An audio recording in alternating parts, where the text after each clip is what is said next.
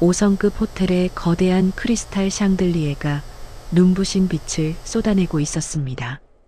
천장이 높아 그 빛이 마치 잘게 부서진 다이아몬드 가루처럼 연회장 전체에 흩뿌려지는 듯 했습니다.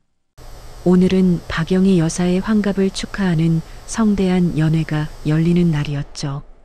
입구에는 환하게 웃는 그녀의 독사진이 담긴 대형 현수막이 위풍당당하게 걸려 있었습니다. 그 아래로 하객들이 지나가는 길목마다 전문 플로리스트가 새벽부터 공수해온 작약과 수국이 탐스러운 향기를 뿜어냈습니다. 테이블 위에는 최고급 은식기와 크리스탈 잔이 정갈하게 놓여 있었고 잠시 후 시작될 최고급 코스 요리를 기다리고 있었죠. 이 모든 것을 주관하는 주인공 박 여사는 수백만 원을 호가하는 자줏빛 명주 한복을 곱게 차려입고 있었습니다. 그녀는 쉴 새 없이 밀려드는 하객들을 특유의 호탕한 웃음으로 맞이했습니다. 그녀의 손목에는 아들 내외가 어쩔 수 없이 선물한 굵은 순금, 팔찌가 조명 아래 번쩍였고 얼굴에는 만족감과 자부심이 넘쳐 흘렀습니다. 아이고, 박 사모님. 오늘 너무 고우세요. 잔치가 아주 성대하네요. 역시 스케일이 다르셔. 호텔 전체를 빌린 것 같아요. 한껏 차려입은 중년 여성이 토끼털 목도리를 매만지며 호들갑스럽게 인사를 건넸습니다. 박 여사는 기다렸다는 듯이 손사래를 치며 대답했습니다. 어머, 김 사장님. 바쁘신데 이렇게 귀한 걸음해 주시고 정말 감사합니다. 뭐료, 호텔은 무슨. 그냥 제일 큰 홀 하나 빌린 거죠. 어서 들어가세요. 우리 큰애가 특별히 신경 써서 준비한 음식들이니 많이 드시고요. 박 여사가 넉넉한 웃음과 함께 하객의 등을 두드렸습니다. 그녀의 말과 달리 큰애인 남편 이진우 씨는 그저 어머니 곁에 병풍처럼 서서 어색하게 웃으며 인사를 거들 뿐이었습니다. 그의 시선은 연회장 입구보다는 저명한 하객들이 앉아있는 VIP 테이블 쪽을 향해 있었죠. 그 시각 며느리인 김지수 씨는 똑같은 분홍빛 한복 차림이었지만 처지는 하늘과 땅 차이였습니다. 그녀는 이마에 송골송골 맺힌 땀을 손등으로 닦아낼 새도 없이 홀과 주방을 미친 듯이 오가며 음식이며 답례품을 챙기느라 정신이 없었죠. 분명 호텔 직원들이 있었지만 박 여사는 아침부터 주인공 가족이 직접 챙겨야 정성이다. 넌 내 딸이나 마찬가지니 내가 좀 수고해라라는 말로 모든 확인과 지시를 며느리에게 떠넘겼습니다. 저기 7번 테이블에 음료가 아직 안 나갔어요. 그리고 아이들 의자 2개 더 부탁합니다. 답례품은 식사 끝날 때쯤 입구에 바로 내어줄 수 있게 수량 다시 한번 확인해 주세요. 지수 씨가 호텔 지배인에게 낮은 목소리로 하지만 단호하게 업무를 지시했습니다. 결혼 전 대기업 기획팀장으로 일했던 그녀의 경력이 이런 곳에서 발휘되고 있었죠. 깨끗하게 빗어넘긴 머리카락 몇 올이 땀에 젖어 뺨에 달라붙어 그녀의 창백한 얼굴을 더욱 도드라지게 만들었습니다. 남편 이진우 씨는 저만치 어머니 곁에 서서 유력한 하객들에게 명함을 돌리며 자신의 사업 이야기를 하느라 바빴습니다.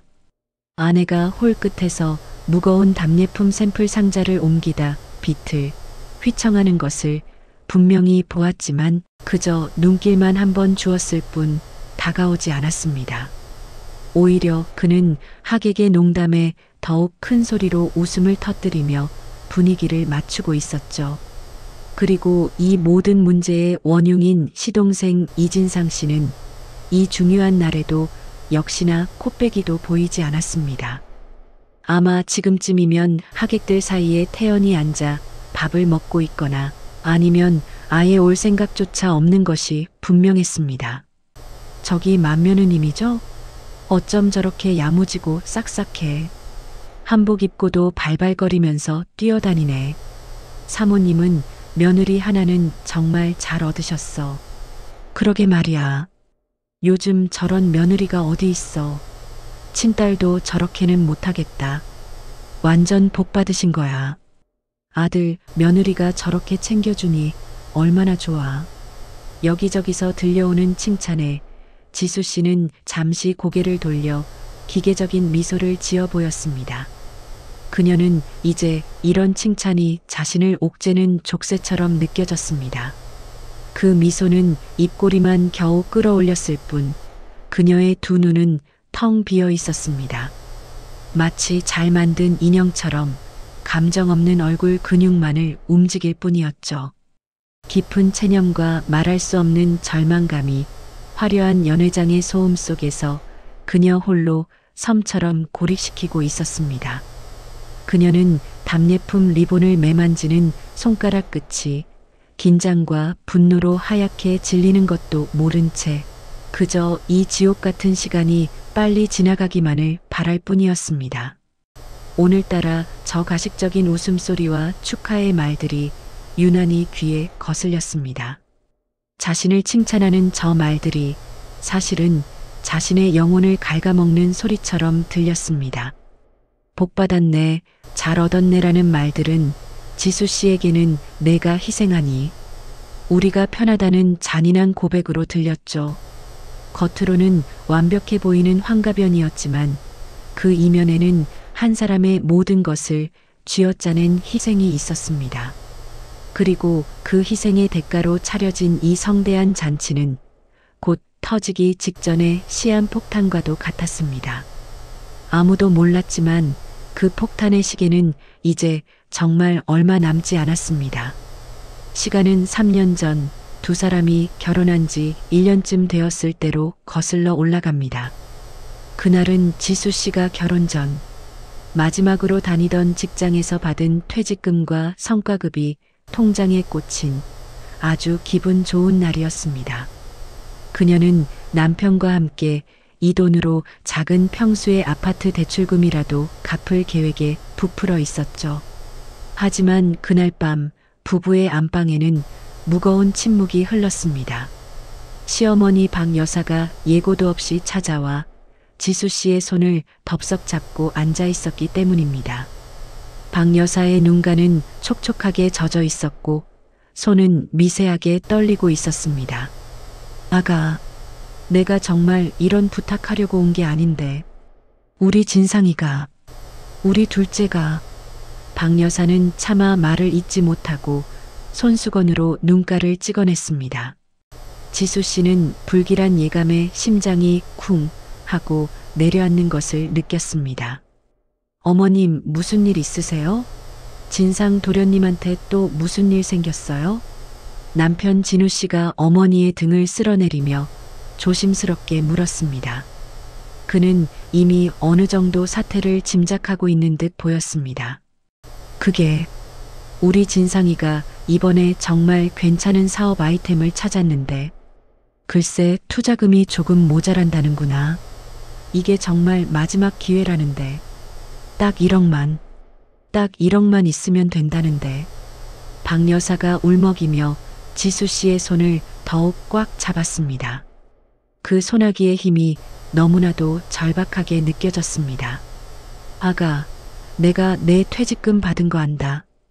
그거 우리 진상이 딱 1년만 빌려주면 안 되겠니? 엄마가, 내가 꼭 갚을게. 내 전 재산을 걸고 약속하마. 응? 지수 씨는 순간 말문이 막혔습니다. 퇴직금 전액, 친정에도 알리지 않은 자신과 남편의 미래를 위해 쓰려 했던 소중한 돈이었습니다. 어머님, 그 돈은 저희 대출금 갚으려고. 대출금은 천천히 갚아도 되지 않니? 하지만 우리 진상이 사업은 지금이 아니면 안 돼. 너도 이제 우리 집안 사람이잖니. 진상이가 내 시동생인데 이럴 때 형이랑 형수가 안 도와주면 누가 도와주니? 박 여사의 목소리가 순간 날카로워졌다가 다시 애원으로 바뀌었습니다. 지수야, 내가 이렇게 빌게. 응? 진상이 이번에 잘못되면 나 정말 못 살아. 시어머니는 급기야 바닥에 주저앉을 듯 무릎을 꿇는 신용까지 했습니다. 지수 씨는 당황해서 어쩔 줄 몰라 하며 남편을 바라보았습니다. 남편 진우 씨는 한참 동안 천장만 바라보더니 깊은 한숨을 내쉬며 아내에게 다가왔습니다. 여보, 우리 이번 한 번만 진상이 도와주자.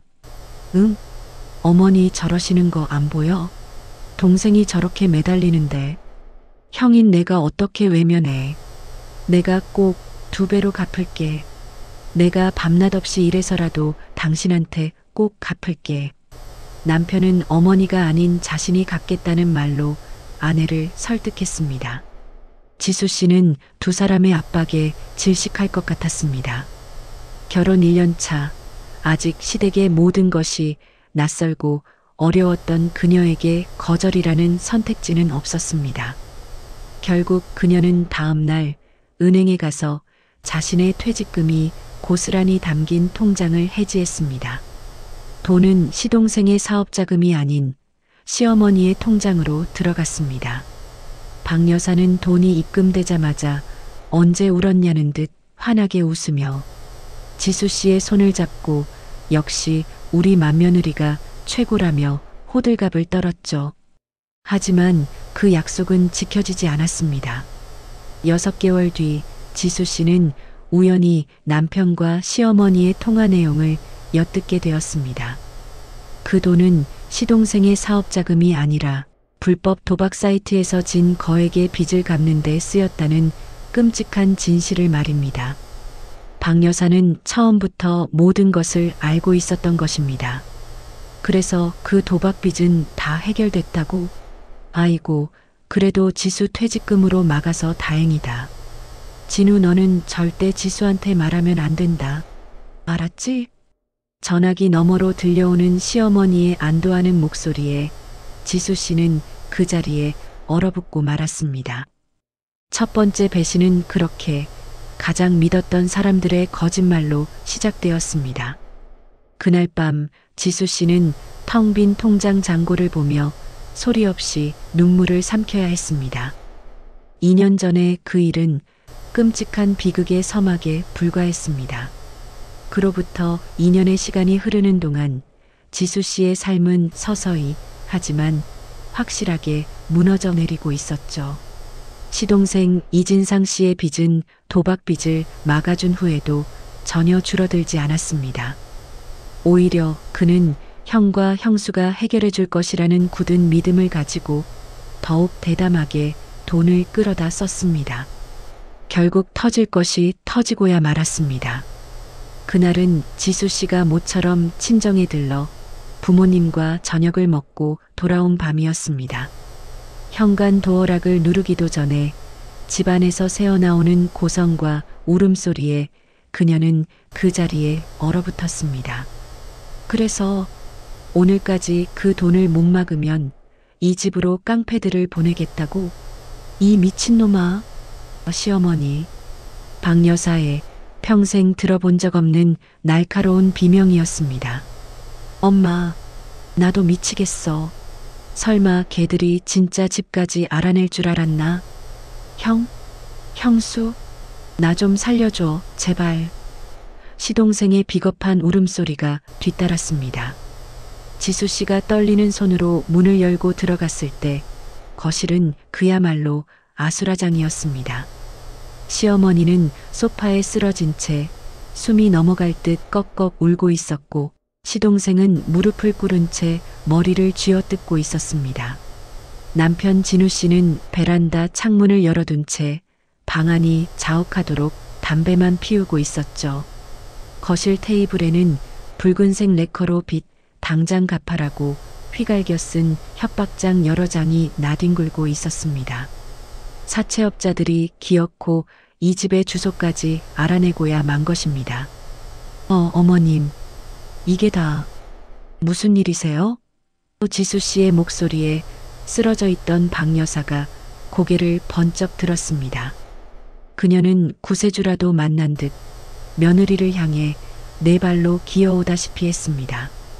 그리고는 지수 씨의 바지가랑이를 꽉 붙잡았습니다. 아가, 나 좀 살려다오. 저놈의 사채업자들이 내일 당장 이 집을 뒤엎겠단다. 내가 이 꼴 보려고 평생을 고생했나? 진우야, 너 저놈 빚 당장 못 막으면 나 오늘 이 자리에서 목숨을 끊을란다. 다 필요 없어. 나 죽어버릴 거야. 박 여사는 짐승처럼 울부짖으며 거실 바닥을 손바닥으로 내리쳤습니다. 2년 전 퇴직금을 요구할 때와는 비교도 안 되는 절박함과 광기였습니다. 시동생의 빚은 그들의 상상을 훌쩍 뛰어넘어 억 단위로 불어나 있었습니다. 그날 밤 부부의 안방에는 숨막히는 침묵만이 흘렀습니다. 시어머니는 거실에서 실신한 듯 누워 있었고 시동생은 자기 방에 틀어박혀 나오지도 않았죠. 남편 진우 씨가 한참이나 망설이다 아내의 맞은편에 무겁게 앉았습니다. 여보, 나 정말 면목이 없는데. 지수 씨는 아무 대답도 하지 않았습니다. 그녀는 이미 남편이 무슨 말을 하려는지 짐작하고 있었습니다. 그것만은 안 된다고 속으로 빌고 또 빌었죠. 장모님, 혹시 지금 사시는 집 전세 맞지? 기어코 남편의 입에서 나와서는 안 될 말이 나오고야 말았습니다. 그 순간 지수 씨의 세상이 완전히 무너져 내리는 소리가 났습니다. 당신 지금 제정신으로 하는 소리야? 우리 부모님 평생 모아서 겨우 마련한 그분들 노후 자금인 거 뻔히 알면서. 지수 씨가 떨리는 목소리로 소리쳤습니다. 미안해. 정말 미안해. 하지만 지금 당장 억대의 현금을 우리가 어디서 구해. 저러다 우리 엄마 정말 큰일 나셔. 내가 꼭 갚을게. 이번엔 정말이야. 내가 2배, 아니 3배로 갚을게. 장모님께는 내가 직접 가서 무릎 꿇고 빌게. 응? 여보, 제발. 남편은 2년 전과 똑같은 말을 반복하며 아내의 발밑에 무릎을 꿇었습니다. 지수 씨는 눈물이 나오는 대신 피가 역류하는 것 같았습니다. 자신의 모든 것을 바쳤는데도 모자라서 이제는 평생 고생만 하신 친정, 부모님의 마지막 보금자리까지 빼앗아 오라고 강요하고 있었습니다. 이 지옥 같은 집안에서 벗어날 길은 정령 없는 것일까요? 며칠 뒤 지수 씨는 며칠 밤낮을 알아놓은 사람처럼 초췌한 얼굴로 친정 부모님 앞에 섰습니다. 차마 입이 떨어지지 않아 엄마, 아빠 하고 부르다 말끝을 흐리고 고개를 떨구었습니다. 친정 부모님은 딸의 그늘진 얼굴과 떨리는 어깨를 보고 아무것도 묻지 않았습니다. 그저 말없이 장롱 깊숙한 곳에 넣어두었던 집 전세 계약서를 꺼내 사위에게 건네주셨죠. 그 돈은 또다시 밑빠진 독처럼 시동생의 빚을 갚는데 고스란히 쓰였습니다. 그리고 지수 씨의 친정 부모님은 평생을 살아온 정든 아파트에서 쫓겨나듯 나와야 했습니다. 햇볕도 잘 들지 않는 동네 허름한 다세대 주택 월세방으로 말입니다. 이삿날 지수 씨는 차마 부모님의 얼굴을 마주할 용기가 나지 않았습니다. 그녀는 멀리 골목 어귀에 숨어 이삿짐 센터 트럭에 실려나가는 낡은 장롱을 보며 소리도 내지 못하고 숨죽여 울기만 했습니다. 자신의 선택이 가장 사랑하는 사람들을 나락으로 밀어 넣었다는 죄책감이 그녀의 심장을 갈기갈기 찢어 놓았습니다. 그렇게 지옥 같은 1년이 또 흘렀습니다. 마침내 시어머니 박 여사의 환갑잔치를 하루 앞둔 늦은 밤이 되었습니다. 부부의 안방에는 냉랭한 기운만이 감돌았죠. 지수 씨는 내일 하객들에게 나눠줄 값비싼 비단 보자기를 하나하나 매만지며 답례품 포장을 마지막으로 점검하고 있었습니다. 그녀의 손길에는 아무런 감정도 정성도 실려 있지 않았습니다. 그저 기계적인 움직임의 반복일 뿐이었죠. 남편은 거실에서 의미 없이 텔레비전 채널만 돌리고 있었지만 그의 시선은 불안하게 휴대폰을 향해 있었습니다. 바로 그때였습니다. 안방 문이 경고도 없이 벌컥 열리고 1년 전 그 난리를 쳤던 시동생이 들이닥쳤습니다. 그의 몸에서는 역한 술 냄새가 진동했습니다. 형수, 나 돈 좀 줘. 딱 1억. 이번엔 진짜야. 코인이나 도박 같은 그런 거 절대 아니라고. 이번에 이 투자 못하면 나 진짜 죽어. 내 목숨값이야 이게. 그는 눈이 벌겋게 충혈된 채로 답례품을 정리하던 지수 씨의 팔목을 거칠게 붙잡았습니다. 친정 부모님의 피눈물로 빚을 갚아준 후 그는 한동안 쥐 죽은 듯 조용했습니다. 하지만 그 뻔뻔한 버릇은 결코 사라진 것이 아니었습니다. 지수 씨는 잡힌 팔을 경멸이 담긴 눈으로 내려다보았습니다. 그리고는 천천히 하지만 단호하게 그 손을 뿌리쳤습니다. 더 이상 그녀의 눈에는 두려움이나 연민, 그 어떤 감정도 남아있지 않았습니다. 도련님, 저 돈 없습니다. 그리고 다시는 저한테 돈 얘기 꺼내지 마세요. 얼음장처럼 차가운 목소리였습니다. 뭐, 형수 지금 제정신이야? 나 망하라고? 형수 좀 말려봐. 시동생이 거실에 있는 형을 애타게 불렀지만 남편 진우 씨는 차마 이 방으로 들어오지 못하고 문 앞에서 머뭇거릴 뿐이었습니다. 지수 씨의 완벽한 거절에 당황한 시동생은 언제나 그랬듯이 비장의 무기를 쓰기 위해 건넌방으로 달려갔습니다. 엄마, 형수가 나 죽이려 해.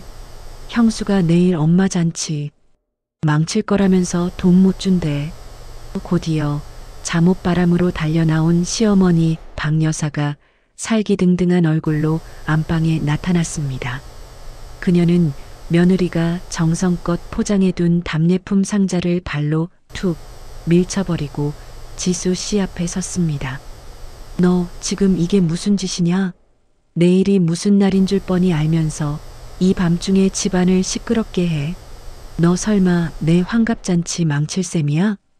기가 막힌 적반하장이었습니다. 지수 씨는 이 모든 상황이 거대한 희극처럼 느껴져 실소가 터져 나왔습니다.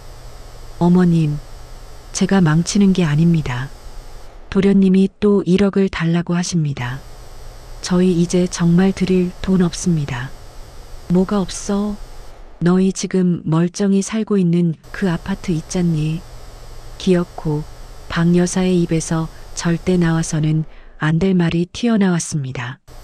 지수 씨의 친정 부모님을 월세방으로 내몰고 겨우 지켜낸 마지막 보금자리였습니다. 그 아파트, 저희 부모님 돈으로 빚 갚고 겨우 지킨 집이에요. 그래서 그 집 명의가 너희 공동 명의로 되어 있는 거 내가 다 안다. 당장 내일 아침에 은행 문 열자마자 가서 그 집 담보대출 받아서 1억 만들어 와. 진상이 저러다 뭔 일이라도 나면 내가 책임질래? 내일 내 환갑잔치에 사채업자들이라도 들이닥치면 그 망신은 다 어쩔 셈이야. 박 여사는 자신의 잔치를 인질 삼아 며느리의 마지막 남은 것까지 빼앗으려 했습니다. 지수 씨는 모든 희망을 버리고 마지막으로 남편을 바라보았습니다. 제발 단 한 번만이라도 내 편이 되어 달라고, 이 미친 상황을 멈춰 달라고 눈빛으로 애원했죠. 하지만 남편 이진우 씨는 아내의 처절한 눈빛과 어머니의 불호령 사이에서 비겁하게 시선을 피했습니다.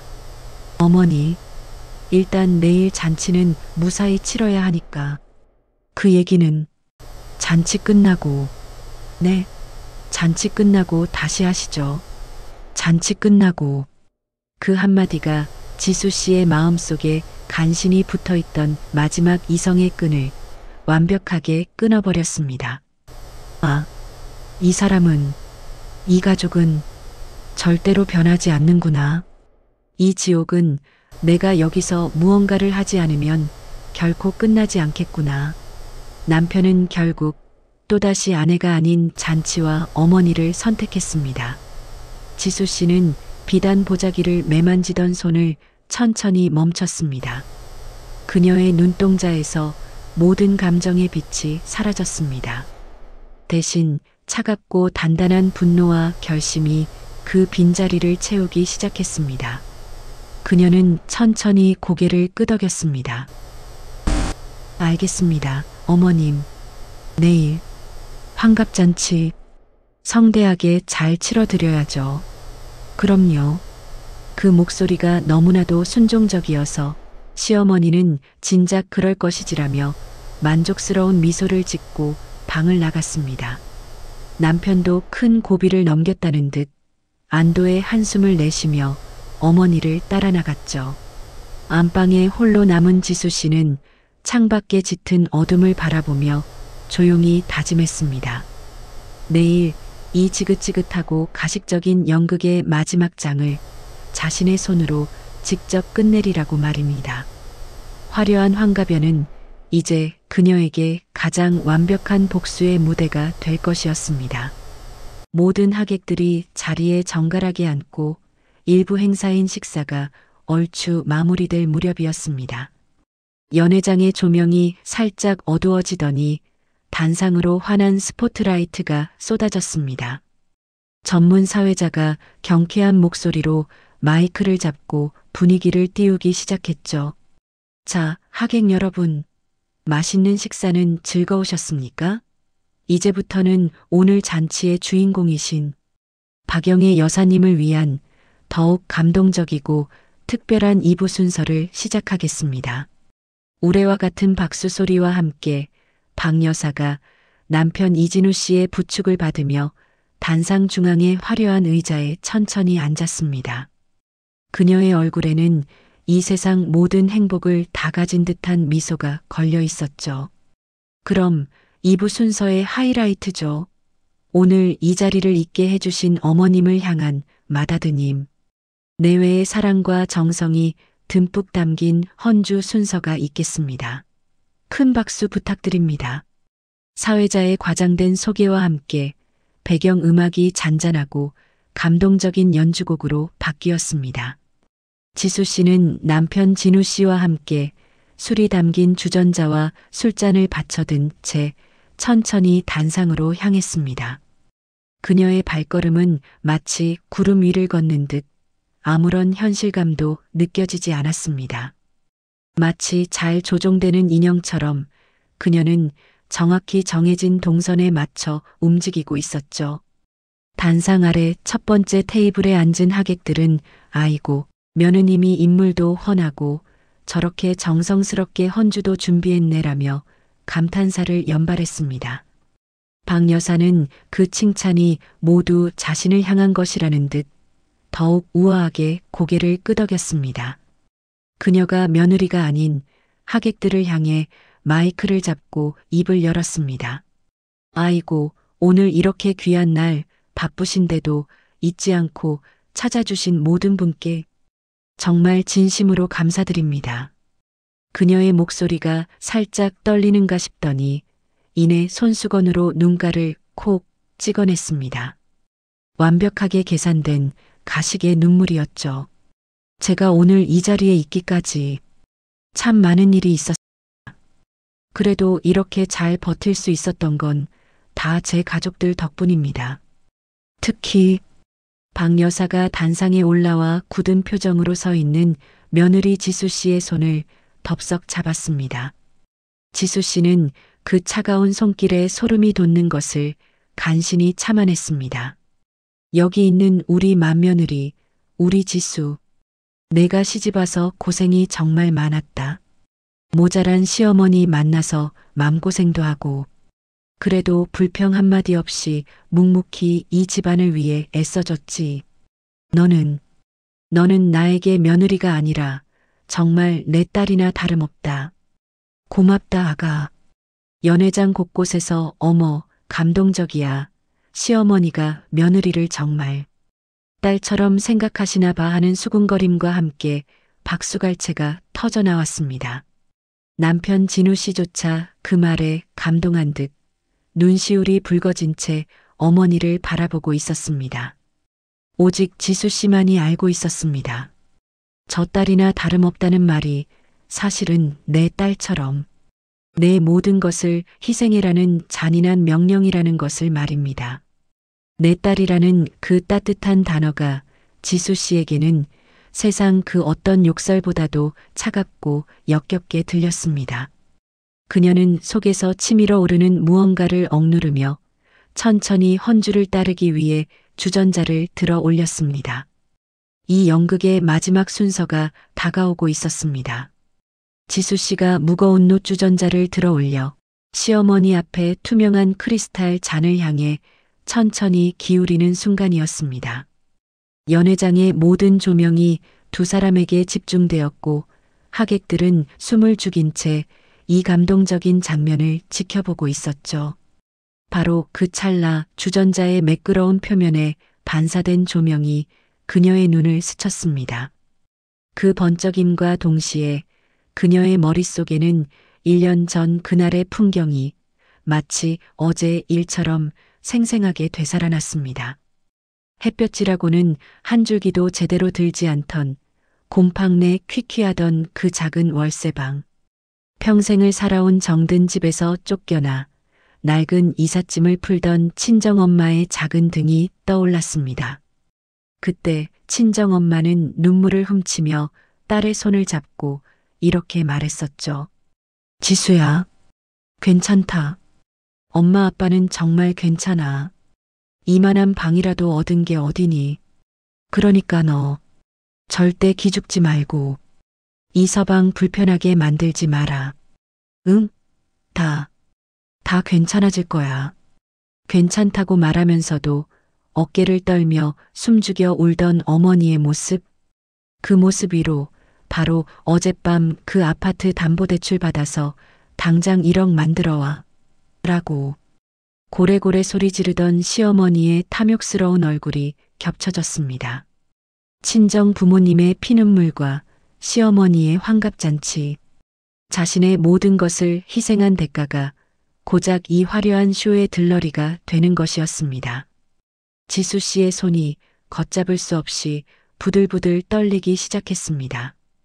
그녀가 든 놋주전자의 무게가 마치 친정, 부모님이 평생 짊어져온 삶의 무게처럼 천근만근 무겁게 느껴졌습니다. 덜, 주전자가 흔들리며 맑은 술 몇 방울이 잔을 비껴가 새하얀 테이블보 위로 툭툭 떨어졌습니다. 작은 얼룩이 순식간에 번져나갔습니다. 잔잔하게 흐르던 배경 음악 소리가 마치 멀리서 들려오는 것처럼 아득해졌습니다. 왜 저래? 가장 앞줄에 앉아있던 하객들이 이상한 낌새를 눈치채고 수군거리기 시작했습니다. 장내에 흐르던 감동적인 분위기가 순식간에 싸늘하고 어색한 침묵으로 바뀌어 버렸죠. 남편 진우 씨가 당황한 기색이 역력한 얼굴로 아내의 팔을 툭 치며 속삭였습니다. 여보, 왜 그래? 정신 차려. 어서 따라들여. 시어머니 박 여사의 얼굴에서 인자한 미소가 싹 사라졌습니다. 그녀는 하객들이 눈치채지 못하도록 입모양만으로 하지만 살기등등한 눈빛으로 며느리를 쏘아붙였습니다. 김지수, 지금 뭐 하는 짓이야? 모두가 쳐다보고 있잖니. 당장 따르지 않고. 그 말이 방아쇠가 되었습니다. 지수 씨의 손은 더 이상 떨리지 않았습니다. 마치 시간이 멈춘 듯 허공에서 그대로 딱 굳어버렸습니다. 그녀의 눈동자는 더 이상 술잔을 향하고 있지 않았습니다. 그녀는 천천히 고개를 들었습니다. 아무런 감정도 실려 있지 않은 텅 빈 눈동자가 바로 정면에 앉아있는 시어머니 박 여사의 얼굴을 똑바로 향했습니다. 그 침묵은 그 자리에 있는 모든 사람의 숨을 먹게 할 만큼 길고도 무겁게 이어졌습니다. 지수 씨는 그 끔찍한 모욕의 말이 귓가를 스쳐 지나가는 것을 느끼며 천천히, 아주 천천히 들고 있던 노주전자를 헌주상 위에 내려놓았습니다. 쿵! 무거운 노쇠가 대리석 상판에 부딪히는 소리가 조용한 연회장 전체에 유난히 크게 울려 퍼졌습니다. 그녀는 더 이상 하객들의 시선이나 남편의 재촉, 시어머니의 살기 어린 눈빛 따위는 아무렇지도 않았습니다. 마치 두꺼운 유리벽 안에 홀로 존재하는 사람처럼 주변의 모든 소음이 아득하게 멀어져 갔죠. 그녀의 손이 이번에는 시어머니의 축사를 위해 놓여있던 스탠드 마이크를 향해 망설임 없이 뻗어나갔습니다. 남편 진우 씨가 아내의 돌발 행동에 기겁하며 여보, 안 돼.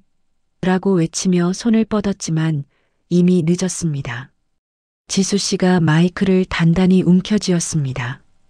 지지직 마이너스 하는 작은 소음과 함께 마이크가 켜졌습니다. 연회장의 모든 스피커가 이제 그녀의 입을 주목했습니다. 장내는 완벽한 숨막히는 침묵에 휩싸였습니다. 하객들은 이 상황이 연출된 것인지 아니면 끔찍한 사고인지 분간하지 못한 채 얼어붙은 표정으로 단상 위만을 쳐다보고 있었죠. 지수 씨는 마이크를 쥔 손등이 하얗게 질리는 것을 느끼며 천천히 숨을 들이마셨습니다. 그리고는 이 지옥의 한가운데에 앉아있는 시어머니 박 여사를 똑바로 바라보며 떨리지만 아주 분명한 목소리로 입을 열었습니다. 어머님, 환갑, 진심으로 축하드립니다. 그 목소리는 연회장 전체에 쩌렁쩌렁하게 울려 퍼졌습니다. 하객들은 그저 평범한 축사라고 생각했는지 몇몇이 안도의 한숨을 내쉬며 억지 박수를 치기 시작했죠. 하지만 박 여사와 남편 진우 씨는 며느리의 그 싸늘한 눈빛에서 불길함을 직감하고 있었습니다. 지수 씨는 잠시 숨을 골랐습니다. 그리고는 이 연극을 끝낼 마지막 대사를 온 힘을 다해 내뱉었습니다. 그런데요, 어머님. 그녀의 목소리가 한 톤 높아졌습니다. 만약에 말입니다. 제 남편 이진우 씨가 이 집 아들만 아니었으면 참 괜찮은 사람입니다. 순간 연회장의 공기가 그대로 얼어붙었습니다. 음악도 박수 소리도 모든 것이 멈췄습니다. 하객들은 자신들이 방금 무슨 말을 들었는지 이해하려 애썼습니다. 이 집 아들만 아니었으면 괜찮은 사람이다? 그 말의 의미를 깨닫는 데는 그리 오랜 시간이 걸리지 않았습니다. 그것은 축복이 아니었습니다. 이 화려한 환갑 잔치의 한복판에서 며느리가 시어머니를 향해 그리고 이 집안 전체를 향해 날린 가장 날카롭고도 치명적인 폭탄 선언이었습니다. 모든 하객들의 웅성거림이 순식간에 충격으로 바뀌는 순간이었습니다. 그 정적을 깬 것은 단상 중앙에 앉아있던 시어머니 박 여사의 짐승 같은 비명이었습니다. 이게 지금 무슨 망발이야. 박 여사는 방금 전까지 짓고 있던 인자한 사모님의 가면을 벗어던지고 분노로 일그러진 얼굴을 한 채 자리에서 벌떡 일어났습니다. 그녀의 눈은 금방이라도 며느리를 물어뜯을 듯 핏발이 시뻘겋게 서 있었죠. 하객들의 충격은 이제 걷잡을 수 없는 혼돈으로 변해갔습니다. 여기저기서 세상에 저게 무슨 소리야. 환갑잔치에서 며느리가 하는 경악의 목소리들이 터져나왔습니다. 테이블 곳곳에서 의자가 뒤로 넘어가는 소리, 식기가 부딪히는 소리가 요란하게 울렸습니다. 연회장은 순식간에 아수라장이 되었습니다. 그때까지 하객들 사이에 숨어 형수의 희생으로 차려진 비싼 코스 요리를 태연히 즐기고 있던 시동생 이진상 씨가 상황 파악을 하고는 단상을 향해 달려들기 시작했습니다. 그는 이 모든 진실이 밝혀질까 두려워 오히려 더 큰 소리를 치며 판을 엎으려 했죠. 형수, 형수 미쳤어? 지금 뭐 하는 짓이야? 당장 마이크 안 내려놔? 우리 엄마 환갑잔치 다 망쳐놓고 이게 무슨 폐륜이야? 이진상 씨가 씩씩거리며 단상 위로 뛰어 올라와 며느리의 손에서 마이크를 빼앗으려 거칠게 달려들었습니다. 남편 이진우 씨는 그제야 정신이 든 듯 아내와 동생 사이를 가로막고 섰습니다. 하지만 그의 행동은 아내를 보호하려는 것이 아니었습니다. 그는 오직 이 끔찍한 상황을 어떻게든 수습하고 봉합하려는 생각뿐이었죠. 지수야, 제발, 제발 그만해. 무슨 일이든 나중에 집에 가서 얘기하자. 응? 일단 내려와, 제발.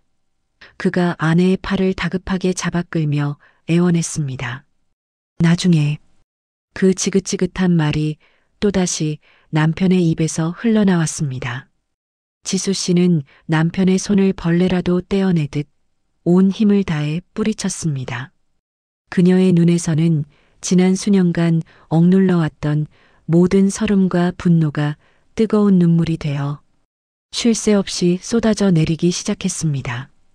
그녀는 자신을 막아서는 남편과 자신을 향해 달려드는 시동생, 그리고 자신을 죽일 듯이 노려보는 시어머니를 차례로 돌아보며 마이크를 더욱 굳게 고쳐 잡았습니다. 이 지옥 같은 연극을 끝낼 시간은 나중이 아니라 바로 지금이어야만 했습니다. 그녀는 자신을 제압하려는 듯 억세게 잡아끄는 남편의 손을 마치 더러운 것이라도 묻었다는 듯이 온 힘을 다해 뿌리쳤습니다. 나중에 그 한마디가 그녀의 마지막 남은 이성마저 불태워버렸죠. 그녀의 눈에서 그저 슬픔이라고만 말할 수 없는 뜨거운 분노와 억겁의 서름이 뒤섞인 눈물이 본물처럼 터져나왔습니다. 그녀는 마이크를 쥔 손을 부들부들 떨면서도 결코 놓지는 않았습니다. 나중에요? 도대체 언제가 나중인데요? 그녀의 울부짖음은 이제 단순한 하소연이 아니었습니다. 그것은 자신의 영혼을 걸고 외치는 처절한 절규였습니다. 연회장은 이제 완벽한 침묵에 휩싸였습니다. 그 어떤 웅성거림도 그 어떤 음악 소리도 들리지 않았습니다. 수백 명의 하객들은 마치 시간이 멈춘 듯 이 끔찍한 가족 드라마의 한가운데에 꼼짝없이 갇혀버렸습니다. 몇몇은 민망함에 고개를 숙였고 또 다른 몇몇은 이 자극적인 광경을 놓칠세라 휴대폰 카메라를 몰래 켜기도 했죠.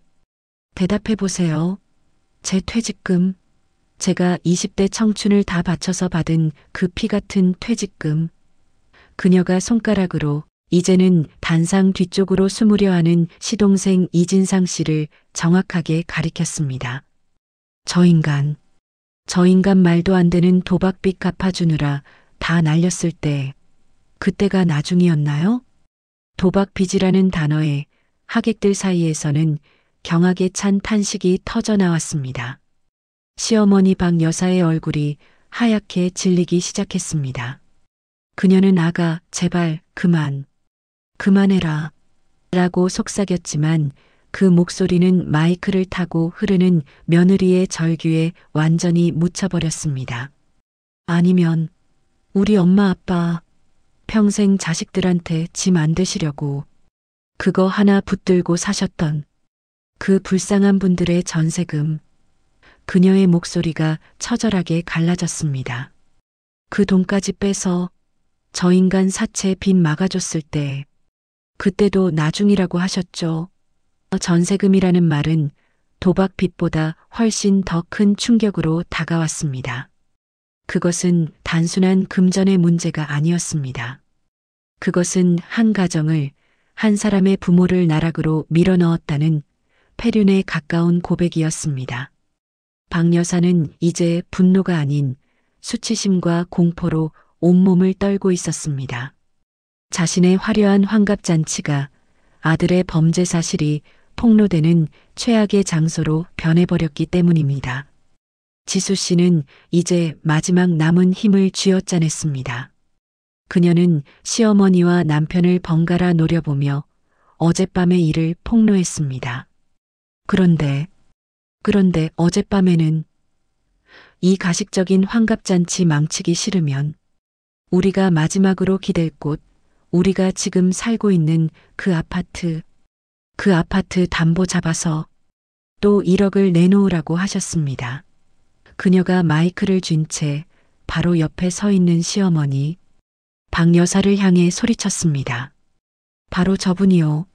방금 전까지 저를 딸이나 다름없다고 그렇게 인자하게 말씀하시던 바로 저 어머님이요. 모든 폭로가 끝났습니다. 연회장은 이제 그 어떤 소리도 들리지 않는 완벽한 진공 상태가 된 듯 했습니다. 지수 씨는 이 모든 비극의 공범이자 자신의 유일한 희망이었던 남편 이진우 씨를 돌아보았습니다. 그녀의 눈물 젖은 눈에는 이제 더 이상 애원이나 기대 따위는 남아있지 않았습니다.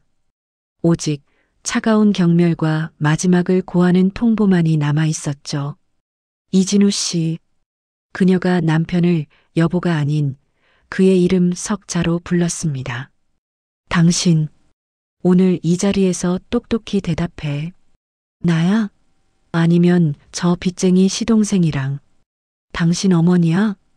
당신이 입만 열면 그렇게 소중하게 말하던 그 가족이라는 울타리에 나랑 우리 불쌍한 부모님은 단 한 번이라도 포함되어 있기는 했던 거야? 그녀가 마이크를 그에게 내밀었습니다. 대답해. 그 울부짖음은 대답하라는 요구가 아니었습니다. 그것은 이 길고 지독했던 관계의 종언을 알리는 그녀의 마지막 선고였습니다. 수백 명의 하객들은 이제 이 잔혹한 연극의 결말을 내릴 한 남자의 입만을 바라보고 있었습니다. 연회장의 모든 조명, 수백 명 하객들의 모든 시선이 이제 단 한 사람, 이진우 씨에게로 향했습니다. 그 시선들은 마치 수백 개의 날카로운 화살촉이 되어 그의 심장을 정통으로 꿰뚫는 듯 했습니다. 그는 평생을 이 순간으로부터 도망치며 살아왔습니다. 하지만 아내의 피 맺힌 절규는 그가 숨을 수 있는 모든 도망갈 곳을 완전히 불태워버렸습니다. 그는 고개를 돌려 자신에게 마지막 답을 요구하는 아내 지수 씨를 바라보았습니다. 그녀의 얼굴은 눈물과 땀으로 범벅이 되어 있었지만 그 두 눈은 지옥불보다 더 뜨겁게 타오르고 있었습니다. 그것은 더 이상 그가 알던 순종적인 아내의 눈빛이 아니었습니다. 자신의 모든 것을 걸고 남편이라는 존재에게 마지막 존엄성을 묻는 한 인간의 처절한 눈빛이었습니다. 그는 차마 그 눈을 마주하지 못하고 반대편에 서 있는 어머니에게로 시선을 돌렸습니다. 시어머니 박 여사의 얼굴은 이제 분노와 수치심을 넘어 차가운 살기마저 감돌고 있었습니다. 그녀의 눈빛은 아들을 향해 소리 없이 외치고 있었죠. 이진우, 내가 장남이다. 당장 저 미친 계집의 입을 막아라. 당장 이 사태를 수습해. 내 환갑잔치를 망친 전연을 당장 내 눈앞에서 끌어내. 그것은 호소가 아닌 평생을 아들에게 군림해온 자의 마지막 명령이었습니다.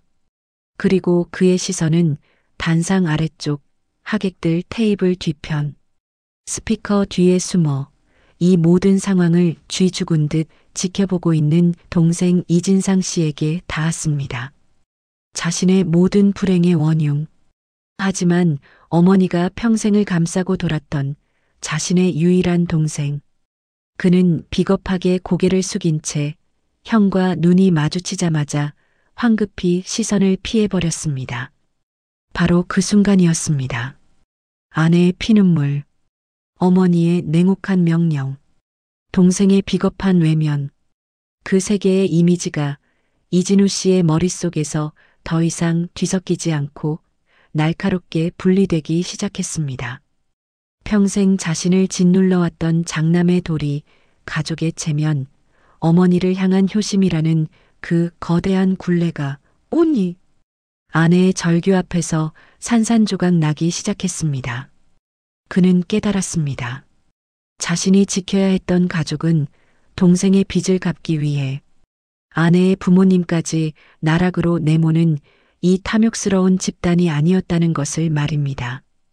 자신이 지켜야 했던 단 한 사람은 바로 자신의 옆에서 자신 때문에 이 모든 지옥을 견뎌내다 결국 무너져버린 아내 김지수 씨였다는 것을 말입니다.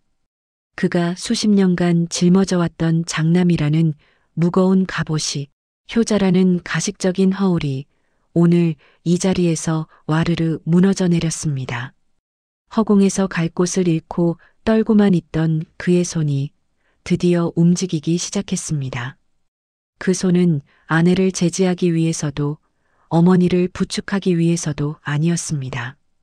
그는 아내가 들고 있던 마이크가 아닌 사회자석에 놓여 있던 또 다른 스탠드 마이크를 천천히 고쳐 잡았습니다. 그의 행동에 굳어있던 아내 지수 씨의 눈이 놀란 듯 커졌습니다. 남편의 손은 미세하게 떨리고 있었지만 마이크를 타고 울리는 그의 목소리는 놀라울 정도로 차분하고 단호했습니다. 어머니, 죄송합니다. 그 한마디에 시어머니 박 여사의 입가에 잠시 비틀어진 승리감이 스쳐 지나갔습니다. 아들이 드디어 자신에게 사과하고 저 며느리를 꾸짖으리라 생각했죠. 하지만 이어진 남편의 말은 그 환갑잔치장에 울려 퍼진 그 어떤 폭로보다도 더 가공할 파괴력을 지니고 있었습니다. 하지만 저는 오늘 제 아내를 선택하겠습니다. 그것은 감정적인 외침이 아니었습니다. 그것은 수십 년의 굴종을 끊어내고 한 인간으로서, 한 남편으로서 내리는 그의 첫 번째이자 마지막 선언이었습니다. 연회장 전체가 다시 한번 거대한 충격에 휩싸였습니다. 시어머니 박 여사는 마치 망치로 머리를 맞은 듯 휘청거리며 뒤로 몇 걸음 물러났습니다. 그리고 아내 김지수 씨의 울음이 그 순간 거짓말처럼 멎었습니다. 그녀는 믿을 수 없다는 표정으로 자신의 옆에 선 남편을 바라보고 있었습니다. 아들의 그 차가운 선언은 시어머니 박 여사의 마지막 남은 이성마저 무너뜨리고야 말았습니다. 그녀가 평생을 바쳐 쌓아 올린 존경받는 어머니라는 허상과 화목한 집안이라는 체면이 수백 명의 하객들 앞에서 산산조각 났기 때문이죠. 이놈의 자식이. 그녀는 더 이상 인간의 목소리라고 할 수 없는 찢어지는 괴성을 내질렀습니다. 분노로 온몸을 제어하지 못한 그녀는 눈앞에 있던 화려한 헌주상을 향해 손을 뻗었습니다. 그리고는 그 상을 온 힘을 다해 엎어버렸습니다. 와장창, 쿵. 값비싼 크리스탈 술잔과 녹그릇이 바닥에 부딪히며 깨지는 요란한 소리가 연회장을 뒤덮었습니다. 환갑을 축하하기 위해 정성껏 쌓아 올렸던 오색, 과일과 탐스러운 떡들이 더러운 바닥으로 비참하게 굴러떨어졌습니다. 비싼 술이 하객들의 발치까지 흘러가 값비싼 구두를 적셨습니다. 어머나, 세상에, 미쳤나봐, 정말. 하객들은 경악하며 자리에서 일어나 이 추악한 광경으로부터 한 걸음 물러섰습니다. 경비 어딨어? 당장 저것들 끌어내. 저 미친 계집이랑 저 호로자식 놈을 당장 내 눈앞에서 끌어내지 못해. 시어머니는 머리핀이 빠져 산발이 된 것도 모른 채 바닥을 구르며 악을 썼습니다. 그녀의 교양 있던 사모님 모습은 온데간데 없었죠. 남편은 그런 어머니의 광기 어린 모습에도 더 이상 눈 하나 깜짝하지 않았습니다. 오히려 그는 이 모든 소란 속에서 충격으로 굳어있는 아내의 손을 단단히 움켜쥐었습니다. 그리고는 아내를 자신의 등 뒤로 살짝 밀어넣으며 마치 방패처럼 그녀를 보호하고 섰습니다. 그는 마이크를 쥔 채 아직 자리를 뜨지 못한 하객들과 바닥에서 발악하는 어머니를 향해 마지막 통보를 날렸습니다. 분명히 말씀드립니다. 그의 목소리는 어머니의 고성보다 더 크고 단호하게 연회장에 울려 퍼졌습니다. 제 동생 이진상이 진 모든 빚, 저희 부부는 오늘부로 단 10원도 갚아줄 의무도 생각도 없습니다. 만약 또다시 저희에게 돈을 요구한다면 그땐 법적으로 대응하겠습니다.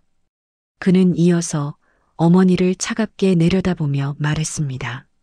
그리고 어머니, 저희가 사는 그 아파트 절대 팔지 않습니다. 아니, 이제 어머니께는 그 집 현관을 넘을 자격조차 없습니다. 그것은 수십 년간 이어진 굴종의 사슬을 완전히 끊어내는 아들의 완벽한 독립선언이었습니다. 더 이상 이 추악한 연극을 지켜볼 가치가 없다고 판단한 하객들은 혀를 차며 하나둘씩 자리를 뜨기 시작했습니다. 세상에, 며느리 친정 전세금까지 빼돌린 거였어?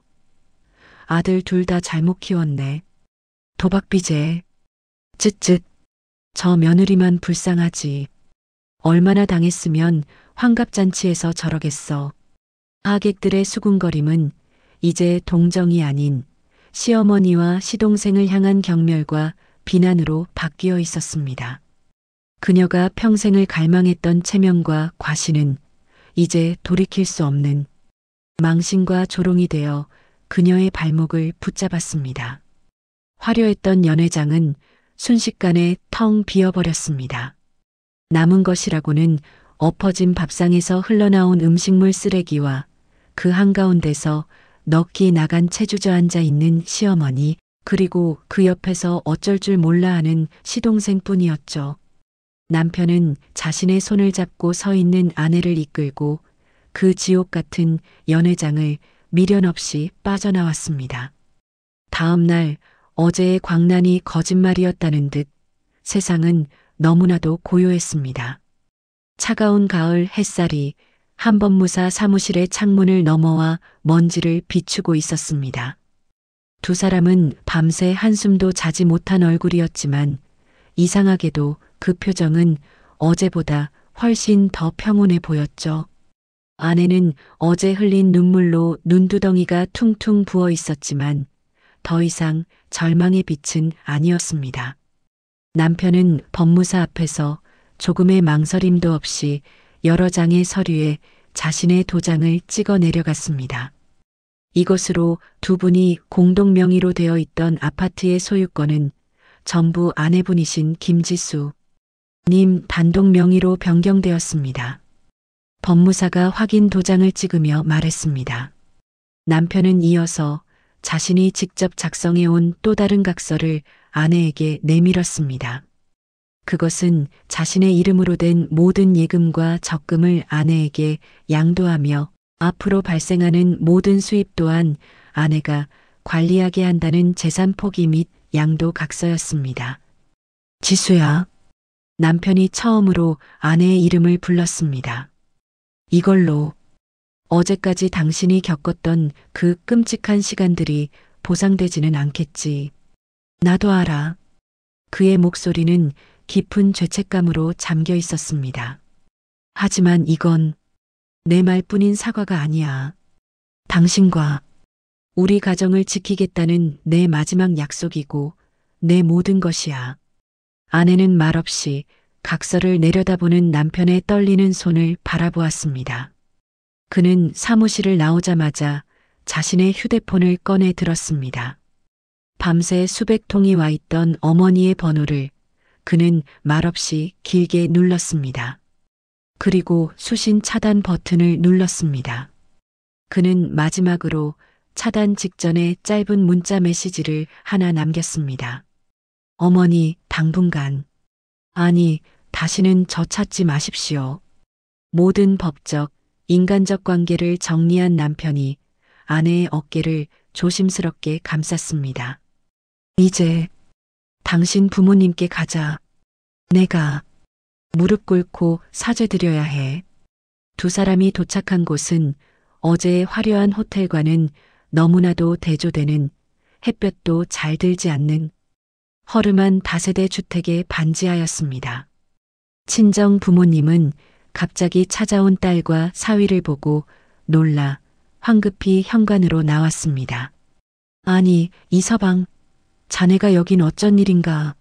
어제 그 잔치는 친정아버지가 말을 채 끝마치기도 전에 남편이 그 좁은 현관 입구에서 두 분을 향해 쿵소리가 나도록 무릎을 꿇었습니다. 그리고는 자신의 머리를 차가운 시멘트 바닥에 그대로 박았습니다. 장인어른, 장모님, 제가 다 잘못했습니다. 제가 죽을 죄를 지었습니다. 제가 지수와 두 분의 인생을 망쳤습니다. 정말 죄송합니다. 그는 차마 고개를 들지 못한 채 어린아이처럼 목 놓아 울기 시작했습니다.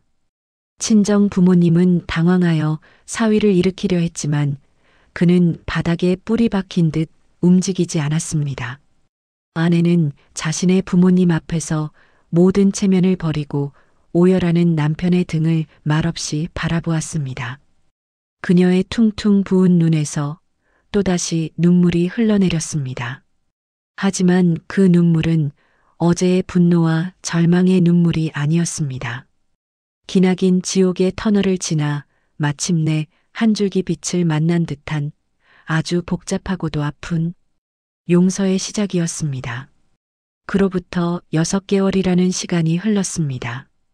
계절이 2번 바뀌는 동안 많은 것들이 제자리를 찾아가고 있었죠. 무대는 이제 그 지옥 같던 시댁도 어둡고 퀴퀴하던 반지하 월세방도 아니었습니다. 따스한 저녁 햇살이 거실 창문을 가득 채우고 있는 깨끗하고 아늑한 새 아파트였죠. 이곳은 남편 진우 씨가 장인, 장모님을 위해 새로 마련한 보금자리였습니다. 그가 자신의 모든 것을 걸고 아내의 부모님께 속죄하는 마음으로 장만한 집이었습니다. 거실 한편에는 지수 씨의 부모님이 정성껏 가꾸는 난초 화분들이 싱그러운 기운을 뿜어내고 있었죠. 식탁 위에는 화려한 사내진미는 아니었지만 김이 모락모락 나는 따뜻한 쇠고기 묵국과 정갈한 나물 반찬들이 소담하게 차려져 있었습니다. 지수 씨와 남편 그리고 그녀의 부모님 4사람이 둘러앉아 도란도란 저녁 식사를 하고 있었습니다. 그들의 얼굴에는 지난 몇 년간 찾아볼 수 없었던 편안함과 진심 어린 웃음꽃이 피어 있었죠. 이서방, 이제 고기 그만 굽고 이리 와서 앉게. 자네 덕분에 우리가 이 나이에 이렇게 호강을 다하네. 이젠 자네가 우리 아들이야, 아들. 친정아버지가 사위의 빈 그릇에 큼지막한 고기 한 점을 올려주며 흐뭇하게 웃었습니다. 남편 진우 씨는 예전에 그늘진 얼굴이 아니었습니다. 그는 활짝 웃으며 장인의 술잔을 채웠습니다. 아닙니다, 아버님. 제가 지은 죄가 얼만데요? 평생을 갚아도 모자랍니다. 아버님, 어머님께서 이렇게 저를 용서하고 받아주신 것만으로도 저는 분에 넘칩니다. 많이 드세요. 그의 목소리에는 더 이상 장남으로서의 의무감이나 압박감이 아닌 한 인간으로서의 진심, 어린 존경과 감사가 담겨 있었습니다. 친정 어머니가 이번에는 딸의 얼굴을 지그시 바라보며 말했습니다. 우리 딸 요즘 통 잠을 못 자는 것 같더니 오늘은 얼굴이 훤하네. 새로 시작한 일은 할 만해? 역시 사람은 자기가 잘하고 하고 싶은 일을 해야 하나 봐. 지수 씨는 밥을 떠먹다 말고 어머니를 향해 환하게 웃어 보였습니다. 그녀는 지난 몇 달간 결혼 전에 경력을 살려 작은 온라인 컨설팅 회사를 차렸습니다. 방 한편에 마련된 작은 서재가 그녀의 새 일터였죠. 응, 엄마. 아직은 작지만 내 이름 걸고 하는 일이라 그런지 너무 재밌어. 그리고 이 사람이 옆에서 얼마나 챙겨주는지 몰라. 지수 씨의 말에 남편이 쑥스러운 듯 머리를 극적였습니다. 그는 자신의 회사 일이 끝나면 그 길로 장인, 장모님 댁으로 퇴근했습니다. 아내가 서재에서 늦게까지 일하는 날이면 그는 조용히 과일을 깎아다 주거나 장모님을 도와 저녁 설거지를 도맡아 했죠. 그는 더 이상 이 집 아들이라는 굴레에 묶여 있지 않았습니다. 그는 이제 오롯이 김지수의 남편이자 이 새로운 가정의 든든한 사위로서 자신의 자리를 찾아가고 있었습니다. 지난날의 상처가 완전히 아문 것은 아니었지만 네 사람은 이렇게 서로를 보듬고 의지하며 아주 천천히 하지만 단단하게 새로운 삶을 함께 만들어가고 있었습니다. 거실에서 들려오는 네 사람의 정겨운 웃음소리가 따뜻한 저녁 공기 속에 포근하게 퍼져나갔습니다. 바로 그 같은 시각, 세상의 모든 온기가 비껴간 듯한 차갑고 음습한 곳이 있었습니다. 금방이라도 무너져 내릴 듯한 낡고 허름한 다세대 주택의 1층 월세방이었죠. 방 안에는 곰팡이가 핀 벽지와 치우지 않아 역한 냄새가 나는 배달, 음식 용기들이 어지럽게 널브러져 있었습니다. 그 방 한가운데 시어머니 박영희 씨가 멍하니 앉아 있었습니다. 그녀는 머리도 감지하는 듯 기름진 머리를 아무렇게나 틀어 올리고 얼룩덜룩한 수면 바지 차림이었습니다. 화려했던 환갑잔치의 주인공이라고는 그 누구도 상상할 수 없는 비참한 몰골이었죠. 그녀는 차갑게 식어버린 배달 떡볶이를 아무런 맛도 느끼지 못하는 사람처럼 기계적으로 씹고 있었습니다. 그날의 환갑잔치는 그녀의 인생을 송두리째 바꿔놓았습니다. 그녀가 평생을 공들여 쌓아 올렸던 사모님이라는 체면과 인맥은 그날의 추문과 함께 하룻밤 사이에 연기처럼 사라져버렸습니다. 그녀를 따르던 모든 지인들은 마치 전염병 환자라도 만난 듯 그녀의 전화를 피하거나 뒤에서 그녀를 조롱거리로 삼았죠. 엎친 데 덮친 격으로 시동생 이진상 씨는 결국 마지막 1억을 구하지 못해 사기죄로 고소당하고 말았습니다. 박 여사는 아들이 징역을 살게 되는 것만은 막아야 한다는 생각에 자신이 평생 자부심으로 여겼던 그 번듯한 아파트를 헐값에 팔아치웠습니다. 그리고 그 합의금으로 겨우 아들의 집행유예를 받아낸 뒤 이 차가운 월세방으로 쫓겨나듯 이사 온 것이었습니다. 바로 그때 현관문이 거칠게 열리는 소리와 함께 이진상 씨가 헬멧을 든 채 들어왔습니다. 그는 신용불량자가 되어 배달 대행 일을 전전하고 있었죠. 엄마, 나 돈 좀 줘. 기름값이 없어. 아, 진짜. 그 형수만 아니었으면 내가 이 고생 안 하잖아. 형도 그렇고 다들 지들만 살겠다고. 그는 여전히 모든 것을 남의 탓으로 돌리고 있었습니다. 시끄럽다 이놈아. 이 집구석이 다 너 때문에 이렇게 된 거 안 보여. 내 빚 갚느라 내 집 팔고 이 꼴로 쫓겨난 거잖아. 박 여사가 날카롭게 소리쳤지만 아들은 코웃음만 쳤습니다. 아, 몰라. 돈이나 빨리 줘. 나 일 가야 한다고. 진상 씨는 어머니의 낡은 지갑에서 꼬깃꼬깃한 10,000원짜리 몇 장을 낚아채듯 빼앗아 다시 밖으로 뛰쳐나갔습니다. 방 안에는 다시 적막과 식어버린 음식 냄새만이 남았습니다. 박 여사는 떨리는 손으로 낡은 휴대폰을 집어들었습니다. 그녀는 수백 번도 더 눌렀던 하지만 단 한 번도 연결되지 않았던 큰아들의 번호를 다시 눌렀습니다.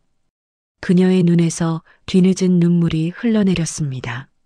아들아, 진우야, 엄마가 다 잘못했다. 응? 엄마가 정말 죽을 죄를 지었어. 제발 밥 한 끼만 같이 먹자. 얼굴 한 번만. 그녀가 울며 애원했지만 수화기 너머로 들려오는 것은 아들의 목소리가 아니었습니다. 고객님의 사정으로 전화를 받으실 수 없습니다. 차갑고 기계적인 안내 음성. 맏아들이 자신을 완벽하게 차단해버렸다는 냉혹한 진실이었습니다. 박 여사는 휴대폰을 바닥에 떨어뜨린 채 식어버린 떡볶이 위로 늦어도 너무 늦어버린 후회의 눈물을 쏟아내며 오열했습니다. 한편 지수 씨의 아파트에서도 식사가 끝나고 거실에서 과일을 깎고 있었습니다. 그때 지수 씨의 휴대폰이 비지지지티 마이너스하고 짧게 울렸습니다. 모르는 번호로 온 장문의 문자 메시지였습니다. 새아가 나다. 내 시어머니다. 내가 정말 다 잘못했다. 내가 죽을 죄를 지었어. 용서해달라는 말도 못하겠다. 우리 진상이도 이제 정신 차리고 배달일 열심히 하면서 새 사람 됐다. 그러니 제발 우리 딱 한 번만 밥 한 끼만 같이 먹자꾸나. 너희 어디 사는지 주소라도 알려다오. 내가 반찬이라도 해서. 지수 씨는 그 구차하고 긴 변명과 호소를 아무런 표정, 변화 없이 처음부터 끝까지 천천히 다 읽어내렸습니다. 그녀의 마음은 이제 그 어떤 동정이나 분노로도 흔들리지 않는 고요한 호수와도 같았죠. 그녀는 고개를 들었습니다. 거실에서는 남편 진우 씨가 장인의 어깨를 주무르며 두 사람이 어릴 적 이야기를 하는지 큰 소리로 웃고 있었습니다. 친정어머니는 그 모습을 흐뭇하게 바라보며 사과를 예쁘게 깎고 있었죠. 그것은 그녀가 지난 수년간 그토록 갈망했던 평범하고도 완벽한 가족의 모습이었습니다. 지수 씨는 다시 휴대폰 화면을 바라보았습니다. 그녀의 손가락이 천천히 하지만 망설임 없이 움직였습니다. 이 번호 차단. 그녀는 버튼을 누른 뒤 휴대폰을 그대로 뒤집어 식탁 위에 내려놓았습니다. 그리고는 거실에서 들려오는 그 따뜻한 웃음소리를 향해 천천히 걸어갔습니다. 그녀의 입가에 비로소 모든 것을 되찾은 사람의 진정으로 평온하고도 행복한 미소가 번졌습니다. 그것은 가장 완벽한 복수이자 그녀의 삶에 찾아온 진정한 새 출발이었습니다.